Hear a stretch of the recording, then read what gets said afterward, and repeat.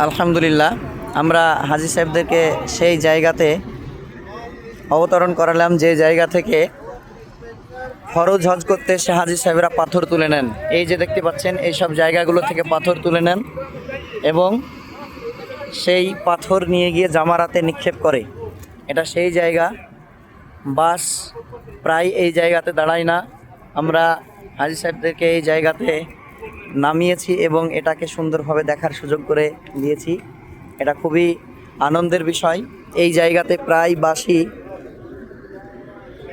দাঁড়ায় না, দেখতেই পাচ্ছেন এতটা খালি জায়গা পুরো পড়ে আছে, কোনো বাস দাঁড় করানো নেই।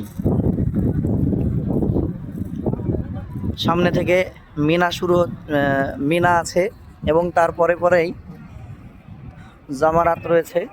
এখানে সামনে ওপরে যেটা আছে এটা হচ্ছে রেলওয়ে স্টেশন।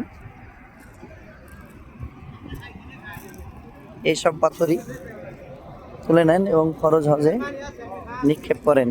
ওই পাশে এই পাশে চতুর্দিকে পাথর পড়ে আছে।